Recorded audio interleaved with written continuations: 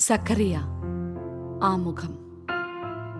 ഹഗ്ഗായി പ്രസംഗം ആരംഭിച്ച് 2 മാസങ്ങൾക്കകം സഖറിയായ്ക്ക് കർത്താവിൻ്റെ അരുളപ്പാടുണ്ടായി. ഒരു പുരോഹിതൻ കൂടിയായിരുന്ന സഖറിയ ഹഗ്ഗായിയെപ്പോലെ ദേവാലയ നിർമ്മാണത്തിന് ജനത്തെ പ്രേരിപ്പിക്കുകയും അവർക്ക് ആവേശം പകരുകയും ചെയ്തു. 9 മുതൽ 14 വരെ അധ്യായങ്ങൾ മറ്റൊരു കാലഘട്ടത്തിൻ്റെയും ഗ്രന്ഥകാരൻ്റെയും സൃഷ്ടിയായി കരുതി 2-ാം സഖറിയ എന്ന് വിളിക്കുന്നവരുമുണ്ട്. അനുതാപത്തിനുള്ള ആഹ്വാനത്തോടെയാണ് ഗ്രന്ഥം ആരംഭിക്കുക. ഇസ്രായേലിൻ്റെ ശിക്ഷയുടെ നാളുകൾ അവസാനിച്ചുവെന്നും രക്ഷയുടെ കിരണങ്ങൾ വീശി തുടങ്ങിയെന്നും സൂചിപ്പിക്കുന്ന 7 ദർശനങ്ങളുടെ വിവരണമാണ് തുടർന്നുള്ളത്. ഉപവാസത്തെക്കുറിച്ചുള്ള ഒരു ചോദ്യവും അതിനുള്ള മറുപടിയുമാണ് അടുത്തുവരുന്ന അധ്യായങ്ങൾ. ഉപവാസം ഉത്സവമായി മാറുമെന്ന് പ്രവാചകൻ പ്രഖ്യാപിക്കുന്നു. പ്രതീക്ഷിച്ചിരുന്ന രക്ഷകന്റെ സ്വഭാവത്തിലേക്ക് വെളിച്ചം വീശുന്ന പ്രവചനങ്ങളാണ് പിന്നീടുള്ളവ. സമാധാന രാജാവായ അവൻ വിനീതനായി കഴുതപ്പുറത്ത് ആഗതനാകുന്ന ചിത്രം പുതിയ നിയമത്തിൽ പരിചിതമാണല്ലോ. കർത്താവിൻ്റെ ദിനത്തെക്കുറിച്ചുള്ള യുഗാന്ത ദർശനത്തോടെയാണ് ഗ്രന്ഥം അവസാനിക്കുന്നത്. ശത്രുക്കളും വിഗ്രഹാരാധകരും വ്യാജപ്രവാചകന്മാരും ഉന്മൂലനം ചെയ്യപ്പെടും. ജെറുസലേമിന് സുരക്ഷിതത്വം കൈവരും. കർത്താവ് തൻ്റെ വിശുദ്ധരോടൊത്ത് രാജാവായി വാഴും.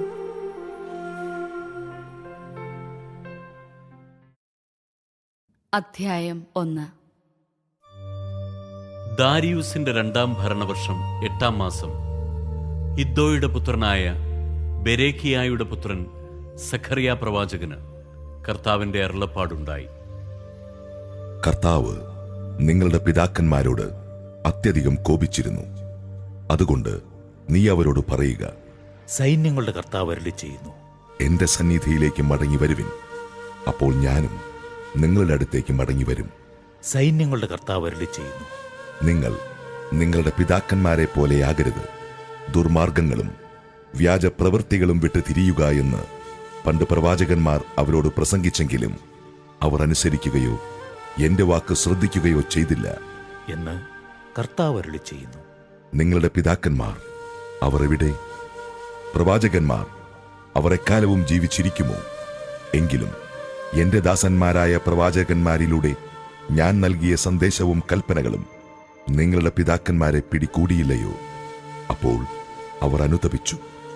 സൈന്യങ്ങളുടെ കർത്താവ് തങ്ങളുടെ പെരുമാറ്റത്തിനും പ്രവൃത്തികൾക്കും അനുസൃതമായി ചെയ്യാൻ ഉറച്ചതുപോലെ തങ്ങളോട് ചെയ്തു എന്നവർ മനസ്സിലാക്കി. ദാരിയൂസിന്റെ 2-ാം ഭരണവർഷം 11-ാം മാസം ഷേബാത്ത് മാസം 24-ാം ദിവസം ഇദ്ദോയുടെ പുത്രനായ ബരേഖിയായുടെ പുത്രൻ സഖറിയ പ്രവാചകന് കർത്താവിന്റെ അരുളപ്പാടുണ്ടായി. സഖറിയ പറഞ്ഞു, ചുവന്ന കുതിരയുടെ പുറത്ത് സവാരി ചെയ്യുന്ന ഒരുവനെ ഞാൻ രാത്രി ദർശനത്തിൽ കണ്ടു. അവൻ ഒരു മലയിടുക്കിൽ കൊഴുന്ത് ചെടികളുടെ ഇടയിൽ നിൽക്കുകയായിരുന്നു. പിന്നിൽ ചുവപ്പും തവിട്ടും വെളുപ്പും നിറമുള്ള കുതിരകളും ഉണ്ടായിരുന്നു. പ്രഭോ, എന്താണിത്? ഞാൻ ചോദിച്ചു. എന്നോട് സംസാരിച്ച ദൈവദൂതൻ പറഞ്ഞു, അതെന്താണെന്ന് ഞാൻ മനസ്സിലാക്കി തരാം. കൊഴുന്ത് ചെടികൾക്കിടയിൽ നിന്നവൻ മറുപടി പറഞ്ഞു, ഭൂമി നിരീക്ഷിക്കാൻ കർത്താവ് അയച്ചിരിക്കുന്നവരാണ് ഇവർ. കൊഴുന്ത് ചെടികൾക്കിടയിൽ നിന്നിരുന്ന ദൈവദൂതനോട് അവർ പറഞ്ഞു, ഞങ്ങൾ ഭൂമിയിലെങ്ങും നടന്നു നോക്കി, എല്ലാം ശാന്തം. കർത്താവിന്റെ ദൂതൻ പറഞ്ഞു, സൈന്യങ്ങളുടെ കർത്താവേ, എത്ര കാലം അവിടത്തേക്ക് ജെറൂസലേമിനോടും യൂദാ നഗരങ്ങളോടും കരുണ തോന്നാതിരിക്കും? 70 വർഷം അങ്ങ് അവരോട് രോഷം കാട്ടിയല്ലോ. എന്നോട് സംസാരിച്ച ദൂതനോട് കർത്താവ് ഉദാരവും ആശ്വാസദായകവുമായ മറുപടി പറഞ്ഞു. അപ്പോൾ ദൂതൻ എന്നോട് പറഞ്ഞു, വിളിച്ചു പറയുക, സൈന്യങ്ങളുടെ കർത്താവ് അരുളി ചെയ്യുന്നു, ജെറൂസലേമിനെയും സിയോനെയും പ്രതി ഞാൻ അത്യധികം അസഹിഷ്ണുവായിരിക്കുന്നു. സ്വസ്ഥതയനുഭവിക്കുന്ന ജനതകളുടെ മേൽ എനിക്ക് ഏറെ കോപമുണ്ട്. ഞാൻ എൻ്റെ ജനത്തോട് അല്പം കോപിച്ചപ്പോഴേക്കും അവർ അനർത്ഥം വർദ്ധിപ്പിച്ചു. കർത്താവ് അരുളി ചെയ്യുന്നു, ഞാൻ അലിവ് തോന്നി ജെറൂസലേമിലേക്ക് മടങ്ങി വന്നിരിക്കുന്നു. അവിടെ എൻ്റെ ആലയം പണിയും. ജെറൂസലേമിന്റെ മേൽ അളവ് ചരട് പിടിക്കും. സൈന്യങ്ങളുടെ കർത്താവ് അരുളി ചെയ്യുന്നു. വീണ്ടും വിളിച്ചു പറയുക, എന്റെ നഗരങ്ങൾ വീണ്ടും ഐശ്വര്യപൂർണമാകും. കർത്താവ് വീണ്ടും സിയോനെ ആശ്വസിപ്പിക്കും, ജെറൂസലേമിനെ വീണ്ടും തിരഞ്ഞെടുക്കും. സൈന്യങ്ങളുടെ കർത്താവ് അരുളി ചെയ്യുന്നു. ഞാൻ കണ്ണുയർത്തി നോക്കി, അതാ 4 കൊമ്പുകൾ. എന്നോട് സംസാരിച്ചു കൊണ്ടിരുന്ന ദൂതനോട്, പ്രഭോ, ഇവയുടെ അർത്ഥമെന്തെന്ന് ഞാൻ ചോദിച്ചു. അവൻ മറുപടി പറഞ്ഞു, യൂദായെയും ഇസ്രായേലിനെയും ജെറൂസലേമിനെയും ചിതറിച്ചു കളഞ്ഞ കൊമ്പുകളാണ് ഇവ. പിന്നീട് കർത്താവ് 4 ലോഹപ്പണിക്കാരെ എനിക്ക് കാണിച്ചു തന്നു. അവർ എന്ത് ചെയ്യാൻ പോകുന്നു? ഞാൻ ചോദിച്ചു. അവിടുന്ന് മറുപടി പറഞ്ഞു, യൂദായെ, ആരും തല ഉയർത്താത്ത വിധം ചിതറിച്ച കൊമ്പുകളാണിവ. ഇവർ വന്നത് അവരെ ഭയപ്പെടുത്താനും യൂദാദേശത്തിനെതിരെ കൊമ്പുയർത്തി അവരെ ചിതറിച്ച ജനതകളുടെ കൊമ്പ് മുറിച്ചു കളയാനും വേണ്ടിയാണ്. അധ്യായം 2. ഞാൻ കണ്ണുയർത്തി നോക്കി, അതാ കയ്യിൽ അളവ് ചരടുമായി ഒരുവൻ. നീ എവിടെ പോകുന്നു? ഞാൻ ചോദിച്ചു. അവൻ പറഞ്ഞു, ജെറൂസലേമിനെ അളന്ന് അതിന്റെ നീളവും വീതിയും എത്രയെന്ന് നോക്കാൻ പോകുന്നു. എന്നോട് സംസാരിച്ചു കൊണ്ടിരുന്ന ദൂതൻ മുന്നോട്ട് വന്നു. അവനെ സ്വീകരിക്കാൻ മറ്റൊരു ദൂതനും വന്നു. അവൻ പറഞ്ഞു, ഓടിച്ചെന്ന് ആ യുവാവിനോട് പറയുക, ജെറൂസലേം മനുഷ്യരും മൃഗങ്ങളും പെരുകി കോട്ടയില്ലാതെ ഗ്രാമപ്രദേശങ്ങൾ പോലെ കിടക്കും. ഞാൻ അതിനു ചുറ്റും അഗ്നി കൊണ്ടുള്ള കോട്ടയായിരിക്കും. ഞാൻ അതിൻ്റെ മധ്യത്തിൽ അതിൻ്റെ മഹത്വമായിരിക്കും. കർത്താവ് അരുളി ചെയ്യുന്നു. കർത്താവ് അരുളി ചെയ്യുന്നു. വടക്കേ ദേശം വിട്ടോടുവിൻ. ആകാശത്തിലെ 4 കാറ്റുകൾ പോലെ ഞാൻ നിങ്ങളെ അന്യദേശങ്ങളിൽ ചിതറിച്ചിരിക്കുന്നു. കർത്താവ് അരുളി ചെയ്യുന്നു. ബാബിലോൺ പുത്രിയോടൊത്ത് വസിക്കുന്ന നിങ്ങൾ സിയോനിലേക്ക് രക്ഷപ്പെടുക. നിങ്ങളെ കവർച്ച ചെയ്ത ജനതകളുടെ അടുത്തേക്ക് അവിടുത്തെ മഹത്വം എന്നെ അയച്ചു. നിങ്ങളെ സ്പർശിക്കുന്നവൻ അവിടുത്തെ കൃഷ്ണമണിയെയാണ് സ്പർശിക്കുന്നത്. സൈന്യങ്ങളുടെ കർത്താവായ അവിടുന്ന് അരുളി ചെയ്യുന്നു. ഞാൻ അവരുടെ മേൽ കൈയോങ്ങും. അവരെ സേവിച്ചവർക്ക് അവർ കൊള്ള മുതലാകും. സൈന്യങ്ങളുടെ കർത്താവാണ് എന്നെ അയച്ചതെന്ന് അപ്പോൾ നിങ്ങൾ അറിയും. സിയോൻ പുത്രി, പാടി ഉല്ലസിക്കുക. ഞാൻ വന്ന് നിങ്ങളുടെ ഇടയിൽ വസിക്കും. കർത്താവ് അരുളി ചെയ്യുന്നു. അന്ന് അനേകം ജനതകൾ കർത്താവിനോട് ചേരും. അവർ എന്റെ ജനമാകും. ഞാൻ നിങ്ങളുടെ ഇടയിൽ വസിക്കും. സൈന്യങ്ങളുടെ കർത്താവാണ് എന്നെ അയച്ചതെന്ന് അപ്പോൾ നിങ്ങൾ അറിയും. അപ്പോൾ കർത്താവ് വിശുദ്ധദേശത്ത് തന്റെ ഓഹരിയായി യൂദായെ സ്വന്തമാക്കും. ജെറുസലേമിനെ വീണ്ടും തിരഞ്ഞെടുക്കും. മർത്യരെ, കർത്താവിന്റെ സന്നിധിയിൽ നിശബ്ദരായിരിക്കുവിൻ. അവിടുന്ന് തന്റെ വിശുദ്ധ വസതിയിൽ നിന്ന് എഴുന്നേറ്റിരിക്കുന്നു.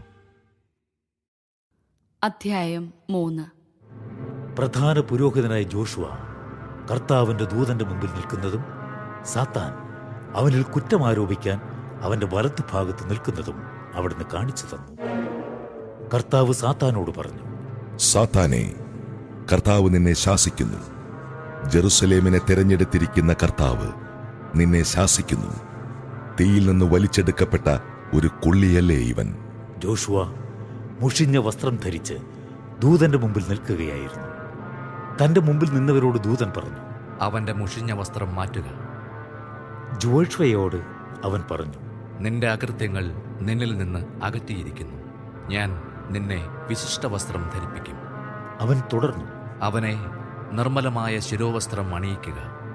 അവർ അവനെ നിർമ്മലമായ ശിരോവസ്ത്രം അണിയിക്കുകയും വസ്ത്രം ധരിപ്പിക്കുകയും ചെയ്തു. കർത്താവിന്റെ ദൂതൻ അടുത്തു നിൽപ്പുണ്ടായിരുന്നു. ദൈവദൂതൻ ജോഷുവയോട് പറഞ്ഞു, സൈന്യങ്ങളുടെ കർത്താവ് അരുളി ചെയ്യുന്നു. നീ എന്റെ മാർഗത്തിൽ ചരിക്കുകയും എന്റെ നിർദ്ദേശം പാലിക്കുകയും ചെയ്താൽ എന്റെ ആലയത്തെ നീ ഭരിക്കുകയും എന്റെ അങ്കണങ്ങളുടെ ചുമതല വഹിക്കുകയും ചെയ്യും. ഇവിടെ നിൽക്കുന്നവരുടെ ഇടയിലേക്ക് കടന്നു വരുന്നതിനുള്ള അവകാശവും ഞാൻ നിനക്ക് നൽകും. പ്രധാന പുരോഹിതനായ ജോഷുവയും അവന്റെ മുൻപിലിരിക്കുന്ന നല്ല ഭാവിയുടെ അടയാളങ്ങളായ അവന്റെ സ്നേഹിതരും കേൾക്കട്ടെ. എന്റെ ദാസനായ ശാഖയെ ഞാൻ കൊണ്ടുവരും. ജോഷുവയുടെ മുൻപിൽ വച്ചിരിക്കുന്ന കല്ലിൽ 7 മുഖമുള്ള ഒറ്റ കല്ലിൽ ഞാൻ ഈ ലിഖിതം ആലേഖനം ചെയ്യും. ഒറ്റ ദിവസം കൊണ്ട് ഞാൻ ഈ ദേശത്തിന്റെ പാപം തുടച്ചു മാറ്റും. സൈന്യങ്ങളുടെ കർത്താവ് അരുളി ചെയ്യുന്നു. അന്ന് നിങ്ങൾ ഓരോരുത്തരും തങ്ങളുടെ അയൽക്കാരെ മുന്തിരിത്തോപ്പിലേക്കും അത്തിവൃക്ഷത്തണലിലേക്കും ക്ഷണിക്കും. സൈന്യങ്ങളുടെ കർത്താവ് അരുളി ചെയ്യുന്നു. അധ്യായം 4. എന്നോട് സംസാരിച്ച ദൂതൻ വീണ്ടും വന്ന് എന്നെ ഉറക്കത്തിൽ നിന്നെന്ന പോലെ ഉണർത്തി ചോദിച്ചു, നീ എന്ത് കാണുന്നു? ഞാൻ പറഞ്ഞു, പൊന്നുകൊണ്ടുള്ള ഒരു വിളക്ക് തണ്ടിന്റെ മുകളിൽ ഒരു കോപ്പയും അതിൽ 7 ദീപങ്ങളും, ഓരോന്നിനു മുകളിൽ 7 ദലങ്ങൾ. കോപ്പയുടെ വലത്തും ഇടത്തും ഓരോ ഒലിവ് വൃക്ഷം. എന്നോട് സംസാരിച്ച ദൂതനോട് ഞാൻ ചോദിച്ചു, പ്രഭു, എന്താണിത്? ദൂതൻ പറഞ്ഞു, ഇത് എന്താണെന്ന് നിനക്കറിഞ്ഞുകൂടെ? ഇല്ല പ്രഭു. ഞാൻ പറഞ്ഞു. അവൻ എന്നോട് പറഞ്ഞു, കർത്താവ് സെറുബാബേലിനോട് അരുളി ചെയ്യുന്നു. സൈന്യബലത്താലല്ല, കരബലത്താലുമല്ല, എന്റെ ആത്മാവിനാലാണ്. സൈന്യങ്ങളുടെ കർത്താവ് അരുളി ചെയ്യുന്നു. മഹാപർവ്വതമേ, നീ എന്താണ്? സെറുബാബേലിന്റെ മുൻപിൽ നീ സമതലമാകും. അവസാനത്തെ കല്ല് വെച്ചു കഴിയുമ്പോൾ ജനം എത്ര മനോഹരം എന്നാർപ്പു വിളിക്കും. കർത്താവ് വീണ്ടും എന്നോട് അരുളി ചെയ്തു, സെറുബാബേലിന്റെ കരം ഈ ആലയത്തിന് അടിസ്ഥാനമിട്ടിരിക്കുന്നു. അവൻ ഇത് പൂർത്തിയാക്കുകയും ചെയ്യും. സൈന്യങ്ങളുടെ കർത്താവ് എന്നെ അയച്ചിരിക്കുന്നു എന്ന് അപ്പോൾ നീ അറിയും. ചെറിയ കാര്യങ്ങളുടെ ദിവസത്തെ നിസ്സാരമാക്കിയവർ ആഹ്ലാദിക്കും. സെറുബാബേലിന്റെ കയ്യിലെ തൂക്കുകെട്ട് അവർ കാണും. ഈ 7 എണ്ണം ഭൂമി മുഴുവൻ പരിശോധിക്കുന്ന കർത്താവിന്റെ 7 കണ്ണുകളാണ്. ഞാൻ അവനോട് ചോദിച്ചു, വിളക്ക് തണ്ടിന് ഇടത്തും വലത്തുമുള്ള 2 ഒലിവുമരങ്ങൾ എന്താണ്? ഞാൻ വീണ്ടും ചോദിച്ചു, എണ്ണ പകരുന്ന പൊൻകുഴലിന്റെ സമീപമുള്ള ഒലിവ് ശാഖകൾ എന്താണ്? അവൻ പറഞ്ഞു, ഇത് എന്താണെന്ന് നിനക്കറിഞ്ഞുകൂടെ? ഇല്ല പ്രഭു. ഞാൻ പറഞ്ഞു. അവൻ പറഞ്ഞു, ഭൂമി മുഴുവന്റെയും കർത്താവിന് ശുശ്രൂഷ ചെയ്യുന്ന 2 അഭിഷക്തരാണ് അത്. അധ്യായം 5.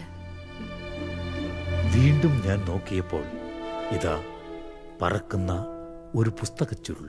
നീ എന്ത് കാണുന്നു? അവൻ ചോദിച്ചു. ഞാൻ പറഞ്ഞു, പറക്കുന്ന ഒരു ചുരുൾ. അതിന് 20 മുഴം നീളവും 10 മുഴം വീതിയുമുണ്ട്. അവൻ പറഞ്ഞു, ഇത് ദേശം മുഴുവനുമുള്ള ശാപമാണ്. മോഷ്ടിക്കുന്നവനും കള്ളസത്യം ചെയ്യുന്നവനും ഇതിൽ എഴുതിയിരിക്കുന്നത് പോലെ വിച്ഛേദിക്കപ്പെടും. സൈന്യങ്ങളുടെ കർത്താവ് അരുളി ചെയ്യുന്നു. ഞാനതിനെ കള്ളന്റെയും എന്റെ നാമത്തിൽ കള്ളസത്യം ചെയ്യുന്നവന്റെയും വീട്ടിലേക്ക് അയക്കും. അത് അവന്റെ വീട്ടിൽ കടന്ന് അതിന്റെ കല്ലും തടിയും ഉൾപ്പെടെ എല്ലാം നശിപ്പിക്കുന്നതുവരെ അവിടെ വസിക്കും. എന്നോട് സംസാരിച്ച ദൂതൻ മുൻപോട്ട് വന്ന്, ഈ പോകുന്നത് എന്തെന്ന് നോക്കുക എന്നെന്നോട് പറഞ്ഞു. എന്താണത്? ഞാൻ ചോദിച്ചു. അവൻ പറഞ്ഞു, ചലിക്കുന്ന ഏഫ ആണത്. ദേശത്ത് നിറഞ്ഞു നിൽക്കുന്ന അവരുടെ അകൃത്യമാണത്. ഏഫായുടെ ഈയം കൊണ്ടുള്ള മൂടി പൊക്കി, അതാ അതിനുള്ളിൽ ഒരു സ്ത്രീ ഇരിക്കുന്നു. അവൻ പറഞ്ഞു, ഇവളാണ് ദുഷ്ടത.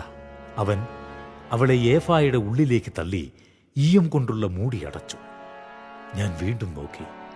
അതാ 2 സ്ത്രീകൾ പറന്നു വരുന്നു. അവർക്ക് കൊക്കിൻ്റേതുപോലുള്ള ചിറകുകൾ ഉണ്ടായിരുന്നു. അവർ ഏഫായെ ആകാശത്തിലേക്ക് ഉയർത്തി. അവർ ഏഫായെ എവിടേക്ക് കൊണ്ടുപോകുന്നു? ഞാൻ ദൂതനോട് ചോദിച്ചു.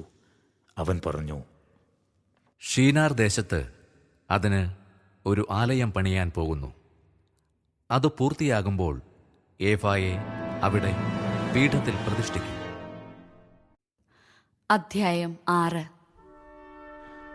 ഞാൻ വീണ്ടും കണ്ണുയർത്തി നോക്കി. അതാ 2 പർവ്വതങ്ങൾക്കിടയിൽ നിന്ന് 4 രഥങ്ങൾ വരുന്നു. പർവ്വതങ്ങൾ പിച്ചള കൊണ്ടുള്ളതായിരുന്നു.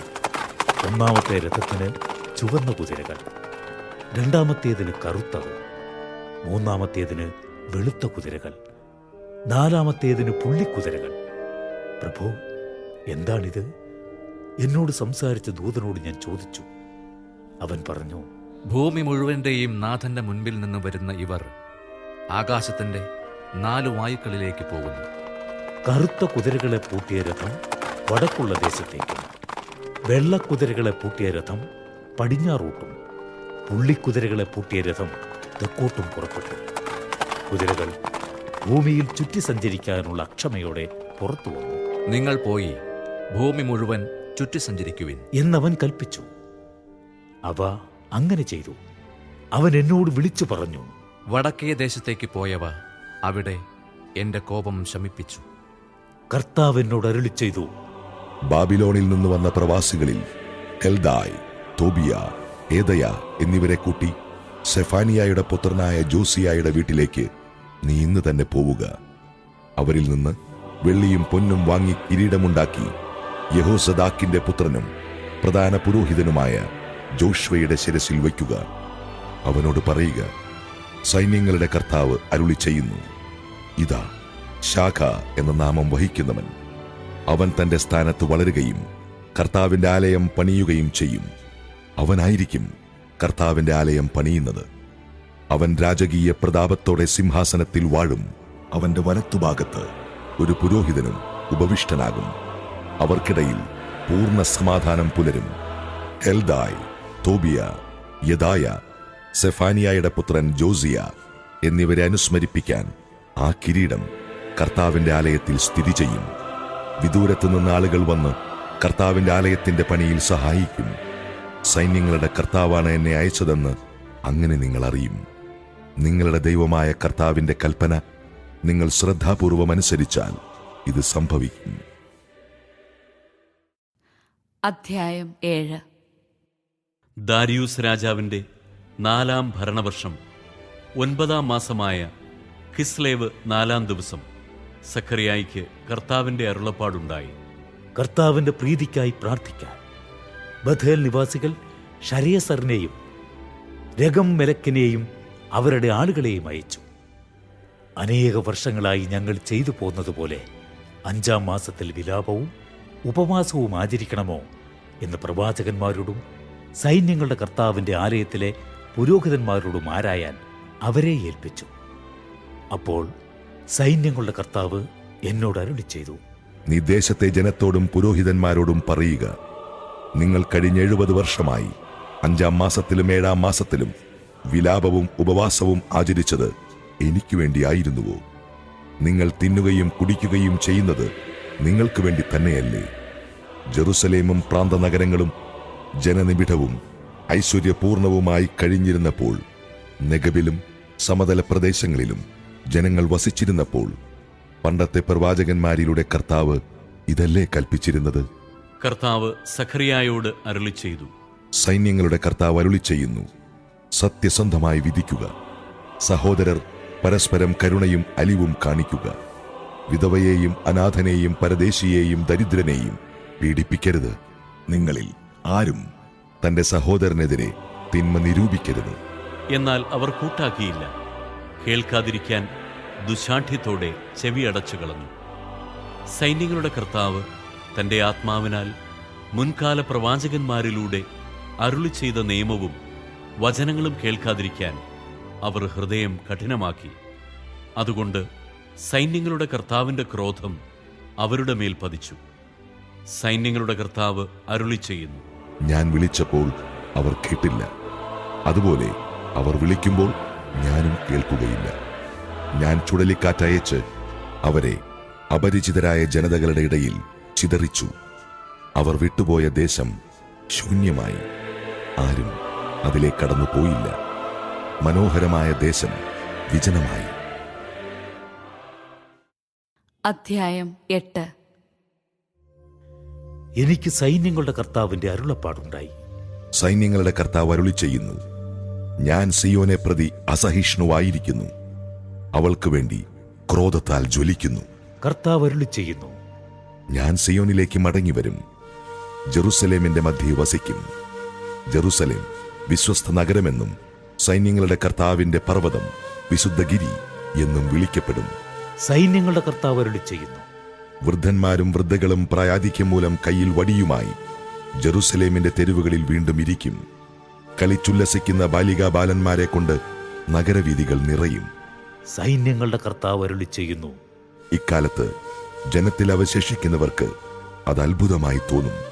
എന്നാൽ എനിക്കും അത്ഭുതമായി തോന്നണമോ? സൈന്യങ്ങളുടെ കർത്താവ് ചോദിക്കുന്നു. സൈന്യങ്ങളുടെ കർത്താവ് അരുളി ചെയ്യുന്നു. ഞാൻ എന്റെ ജനത്തെ കിഴക്ക് നിന്നും പടിഞ്ഞാറ് നിന്നും രക്ഷിക്കും. ഞാൻ അവരെ കൊണ്ടുവന്ന് ജെറുസലേമിൽ പാർപ്പിക്കും. വിശ്വസ്തതയിലും നീതിയിലും അവർ എനിക്ക് ജനവും ഞാൻ അവർക്ക് ദൈവവുമായിരിക്കും. സൈന്യങ്ങളുടെ കർത്താവ് അരുളി ചെയ്യുന്നു.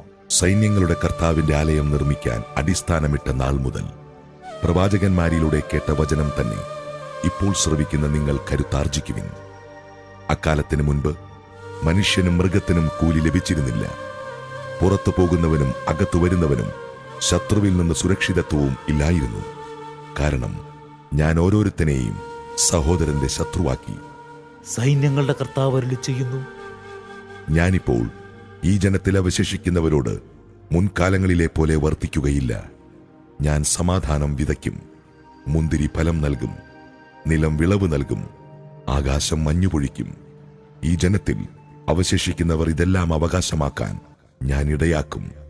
യൂദാഭവനമേ, ഇസ്രായേൽ ഭവനമേ, നിങ്ങൾ ജനതകളുടെ ഇടയിൽ ശാപമായിരുന്നതുപോലെ ഞാൻ നിങ്ങളെ രക്ഷിച്ച് അനുഗ്രഹമാക്കും. ഭയപ്പെടേണ്ട, കരുത്താർജിക്കുവിൻ. സൈന്യങ്ങളുടെ കർത്താവ് അരുളി ചെയ്യുന്നു.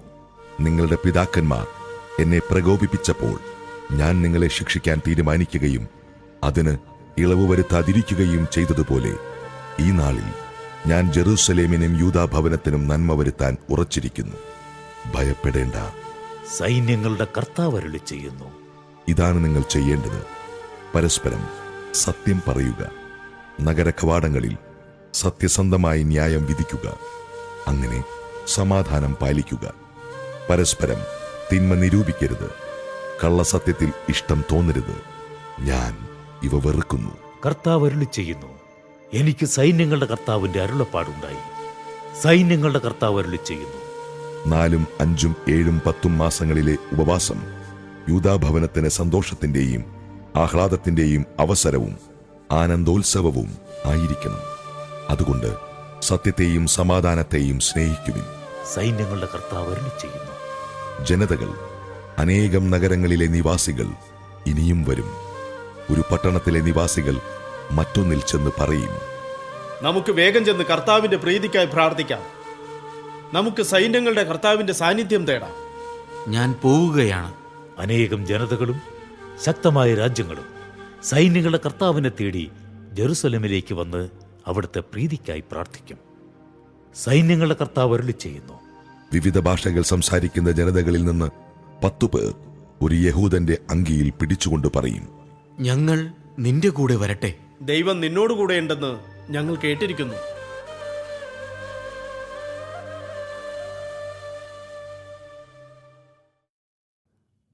അധ്യായം 9. അരുളപ്പാട്. കർത്താവിന്റെ വചനം ഹദ്രാക്ക് ദേശത്തിനെതിരെ പുറപ്പെട്ടിരിക്കുന്നു.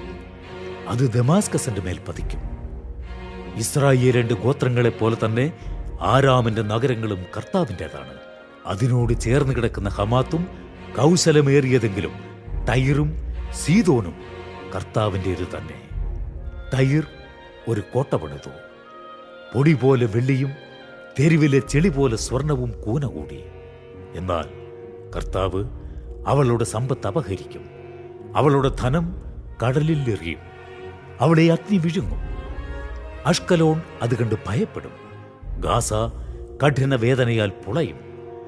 ആശ തകർന്ന എക്രോണിനും ഇത് തന്നെ സംഭവിക്കും.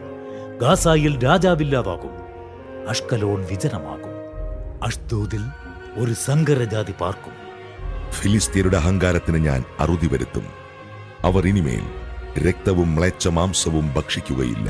അവരും നമ്മുടെ ദൈവത്തിന്റെ അവശിഷ്ട ജനമാകും.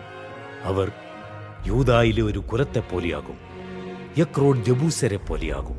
ആരും കയറിയിറങ്ങി നടക്കാതിരിക്കാൻ ഞാൻ എന്റെ ഭവനത്തിന് ചുറ്റും പാളയമടിച്ചു കാവൽ നിൽക്കും. ഒരു മർദ്ദകനും ഇനി അവരെ കീഴടക്കുകയില്ല. എന്റെ കണ്ണ് അവരുടെ മേൽ ഉണ്ട്. സിയോൻ പുത്രി, അതിയായി ആനന്ദിക്കുക. ജെറുസലേം പുത്രി, ആർപ്പു വിളിക്കുക. ഇതാ നിന്റെ രാജാവ് നിന്റെ അടുക്കലേക്ക് വരുന്നു. അവൻ പ്രതാപവാനും ജയശാലിയുമാണ്. അവൻ വിനയാന്വിതനായി കഴുതപ്പുറത്ത് കഴുതക്കുട്ടിയുടെ പുറത്ത് കയറി വരുന്നു. ഞാൻ എഫ്രായിമിൽ നിന്ന് രഥത്തെയും ജെറൂസലേമിൽ നിന്ന് പടക്കുതിരയെയും വിച്ഛേദിക്കും. പടവില്ല് ഞാൻ ഒടിക്കും. അവൻ ജനതകൾക്ക് സമാധാനമരുളും. അവന്റെ ആധിപത്യം സമുദ്രം മുതൽ സമുദ്രം വരെയും നദി മുതൽ ഭൂമിയുടെ അറ്റം വരെയും ആയിരിക്കും. നീയുമായുള്ള എന്റെ ഉടമ്പടിയുടെ രക്തം നിമിത്തം പ്രവാസികളെ ഞാൻ ജലരഹിതമായ കുഴിയിൽ നിന്ന് സ്വതന്ത്രരാക്കും. പ്രത്യാശയുടെ തടവുകാരെ, നിങ്ങളുടെ രക്ഷാദുർഗത്തിലേക്ക് മടങ്ങിപ്പോകുവിൻ. നിങ്ങൾക്ക് ഇരട്ടി മടക്കി തരുമെന്ന് ഞാൻ പ്രഖ്യാപിക്കുന്നു. യൂദായെ ഞാൻ എന്റെ വില്ലായി കുലച്ചിരിക്കുന്നു. എഫ്രായിമിനെ അസ്ത്രമായി അതിൽ തൊടുത്തിരിക്കുന്നു. സിയോനെ, നിന്റെ പുത്രന്മാരെ ഞാൻ ഗ്രീസിന്റെ പുത്രന്മാരുടെ നേരെ ചുഴറ്റും. നിന്നെ യോദ്ധാവിന്റെ വാൾ പോലെ വീശും. കർത്താവ് അവർക്ക് മീതെ പ്രത്യക്ഷനാകും. അവിടുത്തെ അസ്ത്രം മിന്നൽ പോലെ പായും. ദൈവമായ കർത്താവ് കാഹളം മുഴക്കുകയും തെക്കൻ ചുഴലിക്കാറ്റുകളിൽ മുന്നേറുകയും ചെയ്യും. സൈന്യങ്ങളുടെ കർത്താവ് അവർക്ക് സംരക്ഷണം നൽകും. അതുകൊണ്ട് അവർ കവിണക്കല്ല് വിഴുങ്ങുകയും ചവിട്ടി മെതിക്കുകയും ചെയ്യും. അവർ വീഞ്ഞെന്ന പോലെ രക്തം കുടിച്ച് കുടമെന്ന പോലെ നിറയും. ബലിപീഠത്തിന്റെ കോണുകൾ എന്ന പോലെ കുതിരും. അന്ന് അവരുടെ ദൈവമായ കർത്താവ് തന്റെ അജഗണമായ ജനത്തെ രക്ഷിക്കും. അവർ കിരീടത്തിൽ രത്നങ്ങളെന്ന പോലെ അവിടുത്തെ ദേശത്ത് ശോഭിക്കും. അത് എത്ര ശ്രേഷ്ഠവും സുന്ദരവുമായിരിക്കും. അപ്പോൾ ധാന്യം യുവാക്കളെയും പുതുവീഞ്ഞ് യുവതികളെയും പുഷ്ടിപ്പെടുത്തും.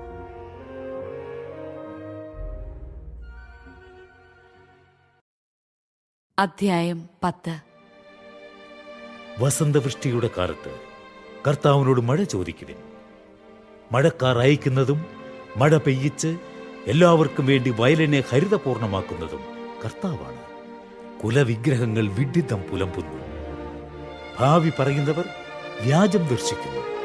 സ്വപ്നക്കാർ കപട സ്വപ്നങ്ങൾ വിവരിച്ച് പൊള്ളയായ ആശ്വാസം പകരുന്നു. അതുകൊണ്ട് ജനം ഇടയനില്ലാത്ത ആടുകളെപ്പോലെ പീഡനമേറ്റലയുന്നു. ഇടയന്മാരുടെ നേരെ എന്റെ കോപം ജ്വലിച്ചിരിക്കുന്നു. നേതാക്കന്മാരെ ഞാൻ ശിക്ഷിക്കും. സൈന്യങ്ങളുടെ കർത്താവ് തന്റെ അജഗണത്തെ യൂദാഭവനത്തെ പരിപാലിക്കുന്നു. അവിടുന്ന് അവരെ ഉദ്ധതമായ പടക്കുതിരയാക്കും. അവരിൽ നിന്ന് മൂലക്കല്ലും കൂടാരക്കുറ്റിയും പുറപ്പെടും. പടവില്ലും രാജാക്കന്മാരും അവരിൽ നിന്ന് വരും. ശത്രുക്കളെ തെരുവിലെ ചെളിയിൽ ചവിട്ടി അരയ്ക്കുന്ന യുദ്ധവീരന്മാരെ പോലെ ആയിരിക്കും അവർ. കർത്താവ് കൂടെയുള്ളതുകൊണ്ട് അവർ യുദ്ധം ചെയ്ത് കുതിരപ്പടയാളികളെ സംഭ്രാന്തരാക്കും. ഞാൻ യൂദാഭവനത്തെ ബലപ്പെടുത്തുകയും ജോസഫിന്റെ ഭവനത്തെ രക്ഷിക്കുകയും ചെയ്യും. അവരുടെ മേൽ അലിവ് തോന്നി ഞാൻ അവരെ തിരിച്ചു കൊണ്ടുവരും. ഞാൻ ഒരിക്കലും തിരസ്കരിച്ചിട്ടില്ലാത്തവരെ പോലെ ആയിരിക്കും അവർ. ഞാൻ അവരുടെ ദൈവമായ കർത്താവാണ്. ഞാൻ അവർക്ക് ഉത്തരമരുളും. എഫ്രായിം വീരയോദ്ധാവിനെ പോലെയാകും. വീഞ്ഞുകൊണ്ടെന്ന പോലെ അവരുടെ ഹൃദയം ആനന്ദിക്കും. അവരുടെ മക്കൾ അത് കണ്ട് സന്തോഷിക്കും. അവരുടെ ഹൃദയം കർത്താവിൽ ആഹ്ലാദിച്ചുല്ലസിക്കും. ഞാൻ അവരെ അടയാളം നൽകി ഒരുമിച്ച് കൂട്ടും. ഞാൻ അവരെ വീണ്ടെടുത്തിരിക്കുന്നു. അവർ പണ്ടത്തെ പോലെ അസംഖ്യമാകും. ഞാൻ അവരെ ജനതകളുടെ ഇടയിൽ ചിതറിച്ചെങ്കിലും വിദൂരദേശങ്ങളിൽ അവർ എന്നെ അനുസ്മരിക്കും. അവർ മക്കളോടുകൂടെ ജീവിക്കുകയും തിരിച്ചു വരികയും ചെയ്യും. ഞാൻ അവരെ ഈജിപ്തിൽ നിന്ന് തിരിച്ചു കൊണ്ടുവരും. അസീറിയയിൽ നിന്ന് ഞാൻ അവരെ ഒരുമിച്ച് കൂട്ടും. ഞാൻ അവരെ ഗിലയാദിലേക്കും ലെബനോനിലേക്കും കൊണ്ടുവരും. അവിടെ ഇടമില്ലാതെയാകും. അവർ ഈജിപ്ത് കടലിലൂടെ കടന്നു പോകുമ്പോൾ ഞാൻ ഓളങ്ങളെ അടിക്കും. നൈലിന്റെ ആഴങ്ങൾ വറ്റിപ്പോകും. അസീറിയയുടെ അഹങ്കാരം ശമിക്കും. ഈജിപ്തിന്റെ ചെങ്കോൽ നീങ്ങിപ്പോകും. ഞാൻ അവരെ കർത്താവിൽ ബലപ്പെടുത്തും. അവർ അവിടുത്തെ നാമത്തിൽ അഭിമാനം കൊള്ളും. കർത്താവ് അരുളിച്ചെയ്യുന്നു. അധ്യായം 11. ലബനോനെ, നിന്റെ വാതിലുകൾ തുറക്കുക. അഗ്നി നിന്റെ ദേവദാരുക്കളെ വിഴുങ്ങട്ടെ. സരളവൃക്ഷമേ, വിലപിക്കുക. ദേവദാരു നിപതിച്ചു, വിശിഷ്ട വൃക്ഷങ്ങൾ നശിച്ചു. ബാഷാനിലെ കരിവേലകമേ, വിലപിക്കുക. നിബിഡ വനങ്ങൾ വെട്ടിവീഴ്ത്തിയിരിക്കുന്നു. ഇതാ ഇടയന്മാർ നിലവിളിക്കുന്നു. അവരുടെ മഹത്വം അപഹരിക്കപ്പെട്ടു. ഇതാ സിംഹങ്ങൾ ഗർജിക്കുന്നു. ജോർദാൻ വനം ശൂന്യമായിരിക്കുന്നു. എന്റെ ദൈവമായ കർത്താവ് അരുളി ചെയ്തു. കൊലയ്ക്ക് വിധിക്കപ്പെട്ട ആടുകളുടെ ഇടയനാവുക. വാങ്ങുന്നവർ അവയെ കൊല്ലുന്നു, അവർ ശിക്ഷിക്കപ്പെടുന്നില്ല. അവയെ വിൽക്കുന്നവർ പറയുന്നു, കർത്താവ് വാഴ്ത്തപ്പെടട്ടെ. ഞാൻ ധനികനായി, സ്വന്തം ഇടയന്മാർക്കു പോലും അവയോട് കരുണയില്ല. കർത്താവ് അരുളി ചെയ്യുന്നു. ദേശത്ത് വസിക്കുന്നവരുടെ മേൽ ഇനി എനിക്ക് കരുണ തോന്നുകയില്ല. ഞാൻ അവരെ ഓരോരുത്തരെയും താങ്കളുടെ ഇടയന്റെയും രാജാവിന്റെയും പിടിയിലകപ്പെടാൻ ഇടയാക്കും. അവർ ഭൂമിയെ ഞെരിക്കും. അവരുടെ കയ്യിൽ നിന്ന് ഞാൻ ആരെയും രക്ഷിക്കുകയില്ല. ഞാൻ ആടുവ്യാപാരികൾക്ക് വേണ്ടി കൊലയ്ക്ക് വിധിക്കപ്പെട്ടിരുന്ന ആടുകളുടെ ഇടയനായി ഞാൻ 2 വടിയെടുത്തു. ഒന്നിന് കൃപയെന്നും രണ്ടാമത്തേതിന് ഐക്യം എന്നും പേരിട്ടു. ഞാൻ ആടുകളെ മേയിച്ചു. 1 മാസത്തിനുള്ളിൽ ഞാൻ 3 ഇടയന്മാരെ ഓടിച്ചു. ഞാൻ അവയെ കൊണ്ട് മടുത്തു. അവയ്ക്കെന്നോടും വെറുപ്പായി. ഞാൻ പറഞ്ഞു, ഞാൻ നിങ്ങളുടെ ഇടയനായിരിക്കുകയില്ല. മരിക്കാനുള്ളത് മരിക്കട്ടെ, നശിക്കാനുള്ളത് നശിക്കട്ടെ, ശേഷിക്കുന്നവ പരസ്പരം വിഴുങ്ങട്ടെ. ഞാൻ കൃപയെന്ന വടിയെടുത്തൊടിച്ചു. അങ്ങനെ സകല ജനതകളുമായി ചെയ്ത എന്റെ ഉടമ്പടി ഞാൻ അസാധുവാക്കി. അന്ന് തന്നെ അത് അസാധുവായി. എന്നെ ശ്രദ്ധിച്ചുകൊണ്ടിരുന്ന ആടുവ്യാപാരികൾ ഇത് കർത്താവിന്റെ വചനമാണെന്നറിഞ്ഞു. ഞാൻ അവരോട് പറഞ്ഞു, നിങ്ങൾക്ക് യുക്തമെന്ന് തോന്നുന്നെങ്കിൽ കൂലി തരിക, അല്ലെങ്കിൽ നിങ്ങൾ തന്നെ സൂക്ഷിച്ചുകൊള്ളുക. അവർ എന്റെ കൂലിയായി 30 ശെക്കൽ തൂക്കിത്തന്നു. കർത്താവ് എന്നോട് അരുളി ചെയ്തു, അത് ഭണ്ഡാരത്തിൽ നിക്ഷേപിക്കുക. അവർ എനിക്ക് മതിച്ച നല്ല വില. ഞാൻ ആ 30 ശെക്കൽ വെള്ളി കർത്താവിന്റെ ആലയത്തിലെ ഭണ്ഡാരത്തിലിട്ടു. പിന്നെ ഞാൻ ഐക്യം എന്ന വടി ഓടിച്ചു. ഞാൻ ഇസ്രായേലും യൂദായും തമ്മിലുള്ള സാഹോദര്യം അവസാനിപ്പിച്ചു. കർത്താവ് എന്നോട് കൽപ്പിച്ചു, നീ ഇനി നീചനായ ഒരു ഇടയന്റെ വേഷമെടുക്കുക. ഞാൻ ദേശത്തേക്ക് ഒരു ഇടയനെ അയക്കും. അവൻ നശിക്കുന്നവയെ രക്ഷിക്കുകയോ വഴിതെറ്റിപ്പോയവയെ അന്വേഷിക്കുകയോ മുറിവേറ്റവയെ സുഖപ്പെടുത്തുകയോ ആരോഗ്യമുള്ളവയെ പോഷിപ്പിക്കുകയോ ചെയ്യാതെ കൊഴുത്തവയുടെ മാംസം തിന്നുന്നു, കുളമ്പുപോലും പറിച്ചെടുക്കുന്നു. ആട്ടിൻകൂട്ടത്തെ ഉപേക്ഷിച്ച് കളയുന്ന എന്റെ നീചനായ ഇടയന് ദുരിതം. വാളവന്റെ കൈ ഛേദിക്കട്ടെ, വലത്തുകണ്ണ് ചൂഴ്ന്നെടുക്കട്ടെ. അവന്റെ കൈ പൂർണ്ണമായും ശോഷിച്ചു പോകട്ടെ. അവന്റെ വലത്തുകണ്ണ് തീർത്തും അന്ധമാകട്ടെ.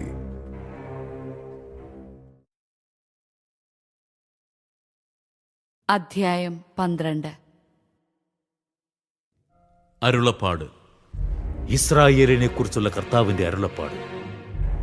ആകാശത്തെ വിരിക്കുകയും ഭൂമിയെ സ്ഥാപിക്കുകയും മനുഷ്യന്റെ പ്രാണനെ അവന്റെ ഉള്ളിൽ നിവേശിപ്പിക്കുകയും ചെയ്ത കർത്താവ് അരുളി ചെയ്യുന്നു.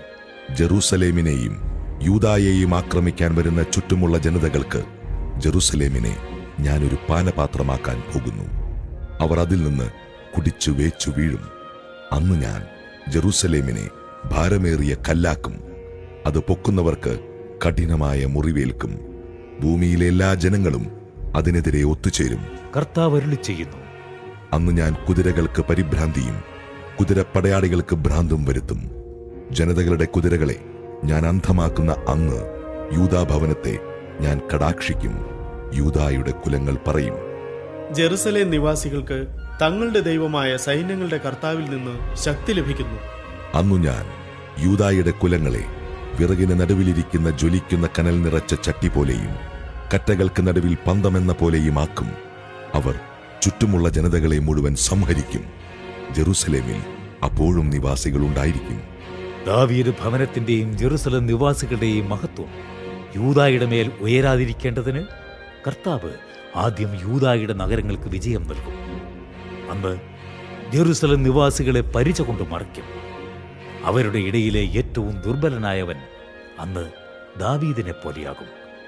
ദാവീദ് ഭവനം ദൈവത്തെപ്പോലെ, കർത്താവിന്റെ ദൂതനെപ്പോലെ അവരെ നയിക്കും. അന്ന് ഞാൻ ജെറൂസലേമിനെതിരെ വരുന്ന സകല ശത്രുക്കളെയും നശിപ്പിക്കും. ഞാൻ ദാവീദ് ഭവനത്തിന്റെയും ജെറൂസലേം നിവാസികളുടെയും മേൽ കൃപയുടെയും പ്രാർത്ഥനയുടെയും ചൈതന്യം പകരും. അപ്പോൾ തങ്ങൾ കുത്തി മുറിവേൽപ്പിച്ചവനെ നോക്കി ഏകജാതനെ പ്രതിയെന്ന പോലെ അവർ കരയും. ആദ്യജാതനെ പ്രതിയെന്ന പോലെ ദുഃഖത്തോടെ വിലപിക്കും. അന്ന് ഹദ്രിമോനെ പ്രതി മെഗിദോ സമതലത്തിലുണ്ടായ വിലാപം പോലെ ജെറുസലേം വിലപിക്കും. ദേശത്തെ ഓരോ ഭവനവും പ്രത്യേകം പ്രത്യേകം വിലപിക്കും. ദാവീദ് ഭവനവും അവരുടെ സ്ത്രീകളും, നാഥാൻ ഭവനവും അവരുടെ സ്ത്രീകളും, ലേവി ഭവനവും അവരുടെ സ്ത്രീകളും, ഷിമെയി ഭവനവും അവരുടെ സ്ത്രീകളും, മറ്റു ഭവനങ്ങളും അവരുടെ സ്ത്രീകളും പ്രത്യേകം പ്രത്യേകം വിലപിക്കും. അധ്യായം 13. പാപത്തിൽ നിന്നും അശുദ്ധിയിൽ നിന്നും ദാവീദു ഭവനത്തെയും ജെറുസലേം നിവാസികളെയും കഴുകി വിശുദ്ധീകരിക്കാൻ അന്ന് ഒരു ഉറവ പൊട്ടി പുറപ്പെടും. സൈന്യങ്ങളുടെ കർത്താവ് അരുളി ചെയ്യുന്നു. അന്നു ഞാൻ വിഗ്രഹങ്ങളുടെ നാമം ദേശത്തു നിന്ന് വിച്ഛേദിക്കും, അവയെ വിസ്മൃതിയിലാഴ്ത്തും. പ്രവാചകന്മാരെയും അശുദ്ധാത്മാവിനെയും ദേശത്തു നിന്ന് ഉന്മൂലനം ചെയ്യും. ഇനി ആരെങ്കിലും പ്രവാചകനായി പ്രത്യക്ഷപ്പെട്ടാൽ അവന് ജന്മം നൽകിയ മാതാപിതാക്കൾ അവനോട് കർത്താവിന്റെ നാമത്തിൽ വ്യാജം സംസാരിക്കുന്നതിനാൽ നീ ജീവിച്ചുകൂടാ എന്ന് പറഞ്ഞ് അവൻ പ്രവചിച്ചു കൊണ്ടിരിക്കുമ്പോൾ തന്നെ അവനെ കുത്തിപ്പിളർക്കും. അന്ന് പ്രവചിക്കുന്ന ഓരോ പ്രവാചകനും തന്റെ ദർശനത്തെക്കുറിച്ച് ലജ്ജിക്കും. അതുകൊണ്ട് അവർ വഞ്ചിക്കാനായി രോമക്കുപ്പായം ധരിക്കുകയില്ല. അവൻ പറയും, ഞാൻ പ്രവാചകനല്ല, കൃഷിക്കാരനാണ്. ചെറുപ്പം മുതലേ ഭൂമിയാണ് എന്റെ സ്വത്ത്. നിന്റെ മുതുകിൽ കാണുന്ന ഈ മുറിവുകൾ എന്ത്? എന്ന് ആരെങ്കിലും ചോദിച്ചാൽ അവൻ പറയും, സുഹൃത്തുക്കളുടെ വീട്ടിൽ വെച്ച് എനിക്കേറ്റ മുറിവുകളാണ്. സൈന്യങ്ങളുടെ കർത്താവ് അരുളി ചെയ്യുന്നു. എന്റെ ഇടയനെതിരെ, എന്നോട് ചേർന്ന് നിൽക്കുന്നവനെതിരെ വാളെ നീ ഉയരുക. ഇടയനെ വെട്ടുക, ആടുകൾ ചിതറട്ടെ. ദുർബലർക്കെതിരെ ഞാൻ കരമുയർത്തും. കർത്താവ് അരുളി ചെയ്യുന്നു. ദേശവാസികൾ മുന്നിൽ 2 ഭാഗം നശിപ്പിക്കപ്പെടും, 1/3 ഭാഗം ശേഷിക്കും. ഈ 1/3 ഭാഗത്തെ വെള്ളി എന്ന പോലെ ഞാൻ അഗ്നിശുദ്ധി വരുത്തും, സ്വർണമെന്ന പോലെ മാറ്റ് പരിശോധിക്കും. അവർ എന്റെ നാമം വിളിച്ചപേക്ഷിക്കും, ഞാൻ അവർക്കുത്തരമരുളും. അവർ എന്റെ ജനമെന്ന് ഞാൻ പറയും, കർത്താവിന്റെ ദൈവമെന്ന് അവരും പറയും. അധ്യായം 14. ഇതാ കർത്താവിന്റെ ദിനം, നിന്നിൽ നിന്നെടുത്ത മുതൽ നിന്റെ മുൻപിൽ വെച്ച് തന്നെ പങ്കുവയ്ക്കുന്ന ദിനം വരുന്നു. ഞാൻ സകല ജനതകളെയും ഒരുമിച്ചു കൂട്ടി ജെറൂസലേമിനെതിരെ യുദ്ധം ചെയ്യാൻ വരുത്തും. അവർ പട്ടണം പിടിച്ചെടുക്കുകയും വീടുകൾ കൊള്ളയടിക്കുകയും സ്ത്രീകളെ അവമാനിക്കുകയും ചെയ്യും. നഗരത്തിന്റെ പകുതി പ്രവാസത്തിലേക്ക് പോകും. എന്നാൽ ശേഷിക്കുന്ന ജനത്തെ നഗരത്തിൽ നിന്ന് വിച്ഛേദിക്കുകയില്ല. കർത്താവ് പുറപ്പെട്ട് യുദ്ധദിനത്തിലെന്ന പോലെ ആ ജനതകളോട് പൊരുതും.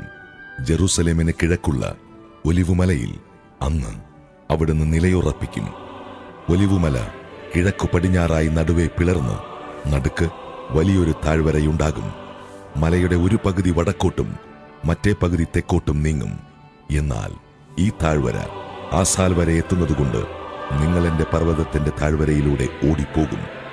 യൂദാ രാജാവായ ഉസിയായുടെ കാലത്ത് ഭൂകമ്പമുണ്ടായപ്പോൾ നിങ്ങൾ ഓടിയതുപോലെ ഇപ്പോൾ ഓടും.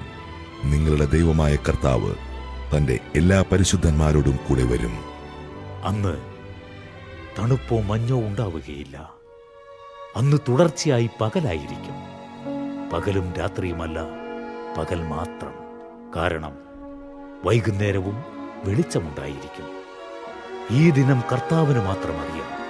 അന്ന് ജീവജലം ജെറൂസലേമിൽ നിന്ന് പുറപ്പെട്ട് പകുതി കിഴക്കേ കടലിലേക്കും പകുതി പടിഞ്ഞാറേ കടലിലേക്കും ഒഴുകും. അത് വേനൽക്കാലത്തും ശീതകാലത്തും ഒഴുകിക്കൊണ്ടിരിക്കും. കർത്താവ് ഭൂമി മുഴുവന്റെയും രാജാവായി വാഴും. അന്ന് കർത്താവ് ഒരുവൻ മാത്രമേ ഉണ്ടായിരിക്കുകയുള്ളൂ. അവിടുത്തേക്ക് ഒരു നാമം മാത്രവും. ഗേബ മുതൽ ജെറുസലേമിന് തെക്ക് റിമ്മോൻ വരെ ദേശം മുഴുവൻ സമതലമായി മാറും. എന്നാൽ ജെറൂസലം ബെഞ്ചമിൻ കവാടം മുതൽ പണ്ടത്തെ കവാടത്തിന്റെ സ്ഥാനത്ത് നിൽക്കുന്ന കോൺ കവാടം വരെയും ഹനാനേൽ ഗോപുരം മുതൽ രാജാവിന്റെ മുന്തിരി ചക്കുകൾ വരെയുമുള്ള സ്വസ്ഥാനത്ത് ഉയർന്നു നിൽക്കും. അവിടെ ആളുകൾ വസിക്കും. കാരണം ഇനിമേൽ അത് ശാപഗ്രസ്തമായിരിക്കുകയില്ല. ജെറൂസലം സുരക്ഷിതമായി വസിക്കും. ജെറൂസലേമിനോട് യുദ്ധം ചെയ്യുന്ന ജനതകളുടെ മേൽ കർത്താവ് അയക്കുന്ന മഹാമാരി ഇതാണ്. ജീവനോടെ ഇരിക്കുമ്പോൾ തന്നെ അവരുടെ ശരീരം ചീഞ്ഞുപോകും. അവരുടെ കണ്ണ് കൺതടത്തിലും നാവ് വായിലും അഴുകും. അന്ന് കർത്താവ് അവരെ സംഭ്രാന്തരാക്കും. അവർ പരസ്പരം പിടികൂടും. ഒരുവൻ മറ്റൊരുവന്റെ നേരെ കൈ ഉയർത്തും. യൂദാ പോലും ജെറുസലേമിനെതിരെ യുദ്ധം ചെയ്യും. ചുറ്റുമുള്ള സകല ജനതകളുടെയും സമ്പത്ത്, ധാരാളം വെള്ളിയും സ്വർണവും വസ്ത്രങ്ങളും ശേഖരിക്കപ്പെടും. അവരുടെ പാളയങ്ങളിലുള്ള കുതിര, കോവർ കഴുത, ഒട്ടകം, കഴുത എന്നിവയുടെയും മറ്റു മൃഗങ്ങളുടെയും മേൽ ഇതുപോലുള്ള ഒരു മഹാമാരി നിപതിക്കും. ജെറുസലേമിനെതിരെ വന്ന സർവ്വജനതകളിലും അവശേഷിക്കുന്നവർ സൈന്യങ്ങളുടെ കർത്താവായ രാജാവിനെ ആരാധിക്കാനും കൂടാര തിരുനാൾ ആചരിക്കാനും ആണ്ടുതോറും അവിടേക്ക് വരും. ഭൂമിയിലെ ഏതെങ്കിലും ഭവനം സൈന്യങ്ങളുടെ കർത്താവായ രാജാവിനെ ആരാധിക്കാൻ ജെറുസലേമിലേക്ക് വന്നില്ലെങ്കിൽ അവർക്ക് മഴ ലഭിക്കുകയില്ല. ഈജിപ്ത് ഭവനം ആരാധിക്കാൻ വന്നില്ലെങ്കിൽ കൂടാര തിരുനാൾ ആചരിക്കാൻ വരാത്ത ജനതകളുടെ മേൽ കർത്താവ് അയക്കുന്ന മഹാമാരി അവരുടെ മേലും വരും. ഇതാണ് ഈജിപ്തിനും കൂടാര തിരുനാൾ ആചരിക്കാൻ വരാത്ത ജനതകൾക്കും ലഭിക്കുന്ന ശിക്ഷ. അന്ന് കുതിരകളുടെ മണികളിൽ കർത്താവിന് വിശുദ്ധം എന്നെഴുതിയിരിക്കും. ദേവാലയത്തിലെ കലങ്ങൾ ബലിപീഠത്തിനു മുൻപിലുള്ള കലശങ്ങൾ പോലെ പവിത്രമായിരിക്കും. ജെറുസലേമിലും യൂദായിലുമുള്ള കലങ്ങളെല്ലാം സൈന്യങ്ങളുടെ കർത്താവിന് വിശുദ്ധമായിരിക്കും. തന്മൂലം ബലികൾ അർപ്പിക്കുന്നവർ വന്ന് അവ വാങ്ങി ബലിയർപ്പിച്ച മാംസം അവയിൽ പാകം ചെയ്യും. ഇനിമേൽ സൈന്യങ്ങളുടെ കർത്താവിന്റെ ആലയത്തിൽ ഒരു വ്യാപാരിയും ഉണ്ടായിരിക്കുകയില്ല.